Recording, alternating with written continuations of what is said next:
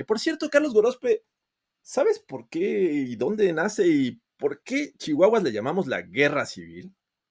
Jorge Tinajero, cuéntame cómo diablos pasó esto. Esto es cómo diablos pasó y por qué ya heredamos un mote que, digo, sí le dicen guerra de guerras, pero bueno, a final de cuentas es como cambiarle el nombre al Estadio Azteca, ¿no? Nadie lo aceptó. Este sigue siendo la guerra civil, aunque los Tigres hayan estado en Puebla o en Quintana Roo. Y esto surge en 1955, Carlos Gorospe. Y te cuento porque ese fue el año en el que los Tigres ven la luz y además también el estadio del Parque del Seguro Social también es inaugurado en ese año.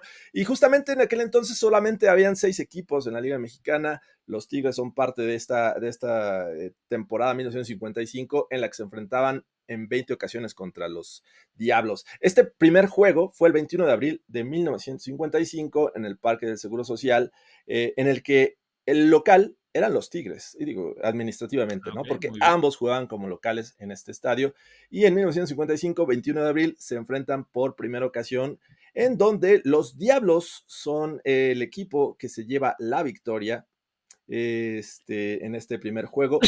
Fue el marcador 7-3 y además el pitcher ganador del primer juego llamado Guerra Civil, que ojo, el nombre de Guerra Civil es algo que los medios en aquel entonces empezaron a sonar con fuerza. Y hay que recordar que aquel entonces que era radio y medios impresos los que dominaban. Me imagino que la televisión no tenía mucha cobertura, como en mucho tiempo pasó.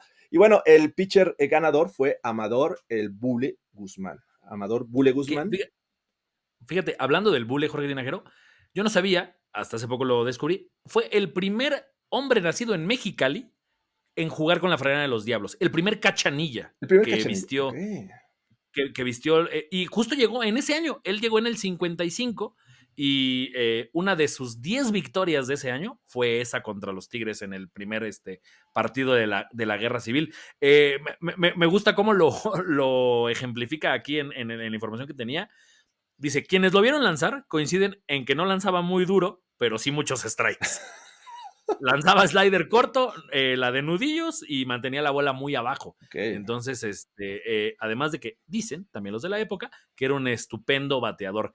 La verdad es que el Bule es alguien de estos que cuando vas al Museo de Diablos, ves algunas cosas, obviamente está mencionado, es de estas grandes leyendas del equipo que no muchos vieron jugar y ahora ya lo saben. Él de Mexicali llegó a vestir la flanela de los rojos, que también después antes jugó en Guaymas, fíjate, o sea, Ok.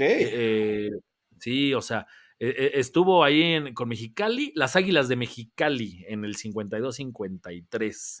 Y, y Este, fíjate, Carlos y antes Gorospe, de estos 20 primeros juegos en la temporada 1955, los Diablos ganaron 13, 7 para los Tigres, y así es como nace esta guerra civil, que repito, fue bautizada por los medios de aquel entonces. 69 años ya tenemos de esta rivalidad, que hay que decirlo, no es la más añeja en el béisbol en México, es la de los Diablos Rojos del México contra los Sultanes de Monterrey, que esta ya lleva 84 años. El próximo año estará 85, 70 la guerra civil. Y pues esperemos que los Diablos sigan dominando, Carlos Gorospe. Por favor, Jorge Tinajero, por favor, porque no hay nada más disfrutable en estos momentos que salir del estadio y saber que los Diablos son mejores que los de enfrente, ¿no? Como se llamaba ahí en esa época a los de Tigres. Muy Que bien. sí, tendrán unas porras muy entretenidas, pero la verdad es que ya lo que le queda a Tigres siento que es su afición. Exactamente. Entonces, sigan disfrutando de esta guerra civil. Ojalá y saquemos otra escoba para esta segunda serie de la temporada, porque la primera, ahí en Puebla, mira, se barrió completamente.